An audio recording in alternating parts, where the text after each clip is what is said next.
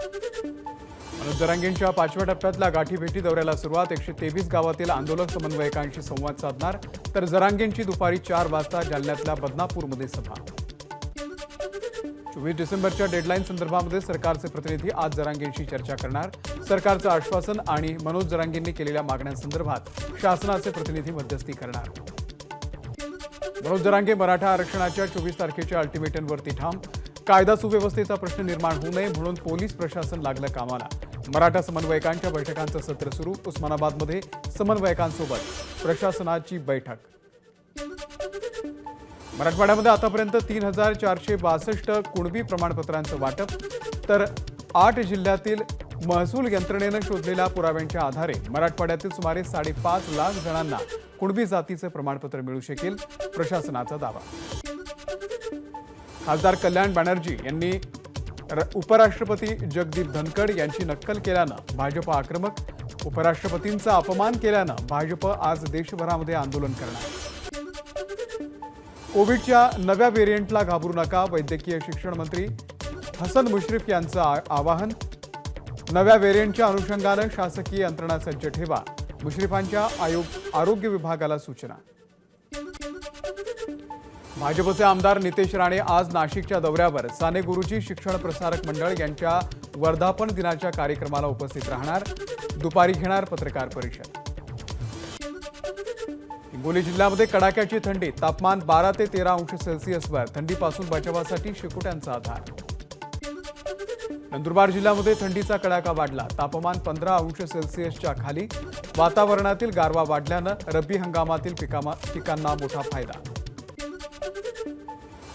धुळे जिल्ह्यामध्ये थंडीचं प्रमाण वाढलं, तापमान 7 ते 8 अंशांवर।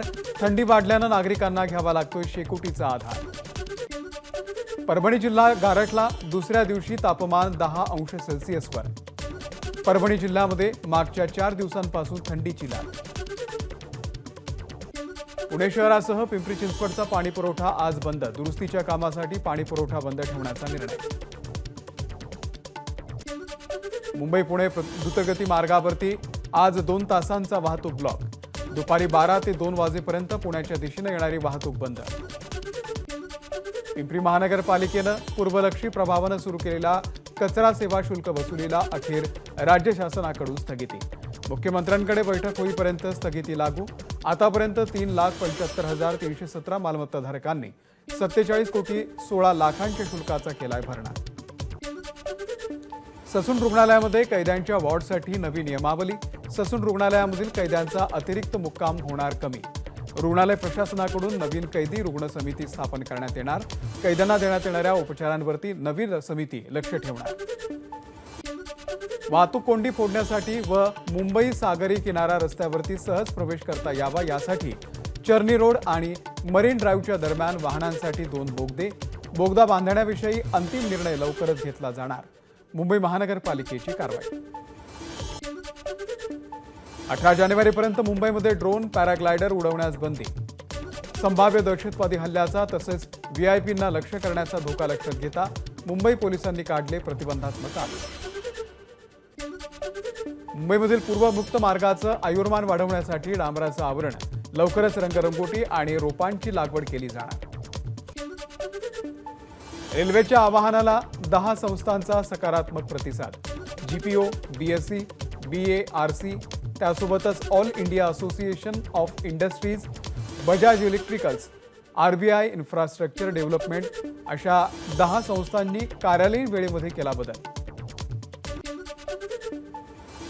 उपनगरीय रेल्वे लोकलमधून फुकट्या प्रवाशांची संख्या वाढली। दादरमध्ये आढळले 1841 फुकटे प्रवासी। 5.5 लाख रुपयांचा दंड वसूल। मेट्रो 3 या भूमिगत मार्गिकेला आता विलंब। मार्गिकेचा पहिला टप्पा डिसेंबर 2023 मध्ये सुरू होईल अशी घोषणा मुख्यमंत्री एकनाथ शिंदे यांनी केली होती। मात्र हा प्रकल्प डिसेंबरची डेडलाईन चुकवण्याची शक्यता। प्रवाशांची अतिरिक्त गर्दी लक्षात घेऊन विशेष गाड्यांच्या फेऱ्यांच्या कालावधीमध्ये वाढ करण्याचा मध्य रेल्वेचा निर्णय। तसंच लोकमान्य टिळक टर्मिनस ते मुझफ्फरपूरच्या दरम्यान 4 विशेष साप्ताहिक एक्सप्रेस धावणार।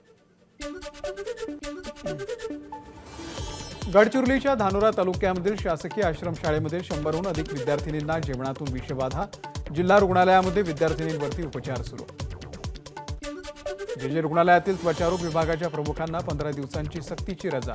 निवासी डॉक्टरांच्या आरोपांनंतर विभाग प्रमुखांची सुरू होती चौकशी. तलाठ्यावरती गौण खनिज तस्करांचा जीवघेणा हल्ला. यवतमाळच्या महागाव तालुक्यातली घटना. या हल्ल्यामध्ये तलाठी गणेश मोडके गंभीर जखमी. बुलडाण्याच्या खामगावमध्ये जीएसटी आयुक्ताला 3 लाखांची लाच देणारा व्यापारी एसीबीच्या जाळ्यात. जालना लाचलुचपत प्रतिबंधक विभागाची कारवाई. पुण्यातल्या हडपसर परिसरामध्ये गाड्यांची तोडफोड करत दहशत माजवणाऱ्या गुंडांची हडपसर पोलिसांनी काढली धिंड. 7 ते 8 गाड्यांची आणि दुकानांची या गुंडांनी केली होती तोडफोड.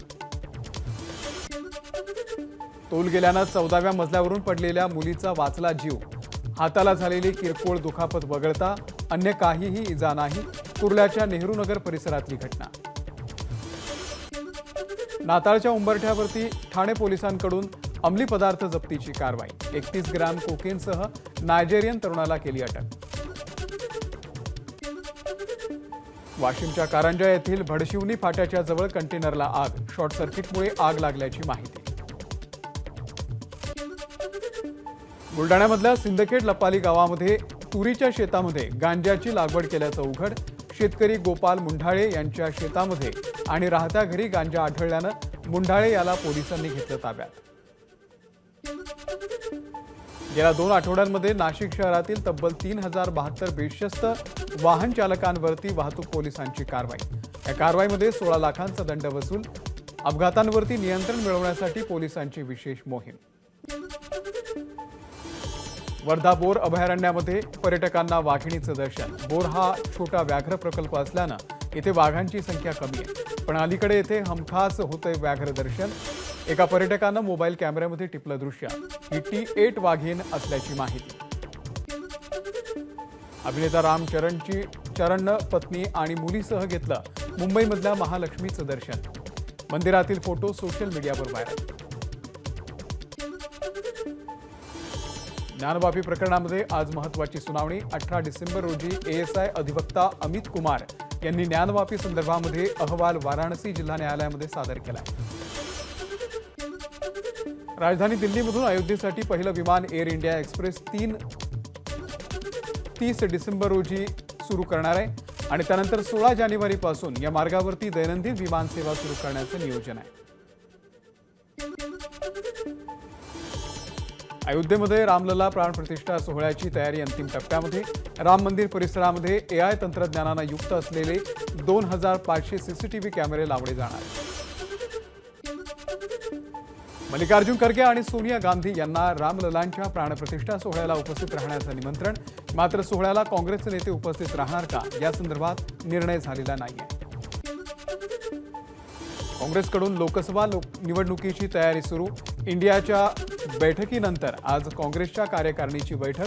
मल्लिकार्जुन खरगे यांच्या अध्यक्षतेखाली होणाऱ्या बैठकीत राजकीय परिस्थितीवर चर्चा.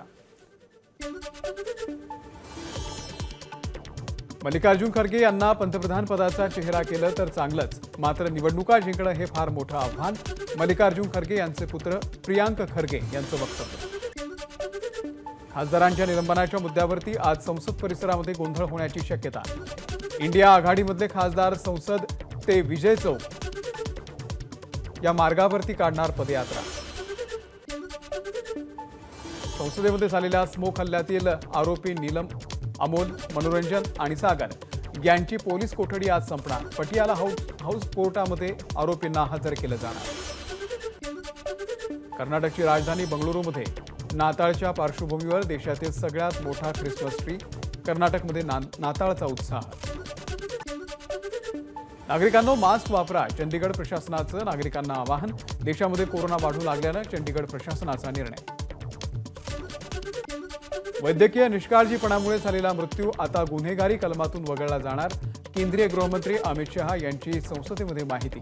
देशभरातील डॉक्टरांच्या संघटनेकडून निर्णयाचं स्वागत. अभिनेता श्रेयस तळपदेला रुग्णालयातून डिस्चार्ज. काही दिवसांपूर्वी हृदयविकाराचा झटका आल्यानं त्यांच्यावरती अँजिओप्लास्टी करण्यात आली होती. आता प्रकृती स्थिर आहे. काहीच दिवसांमध्ये श्रेयस तळपदे शूटिंगलाही सुरुवात करणार आहे.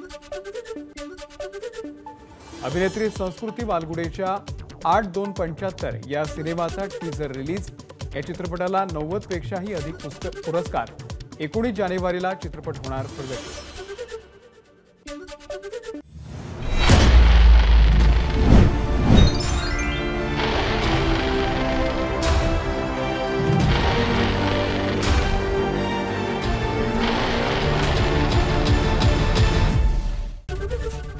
एबीपी माझा, उघडा डोळे बघा नीट.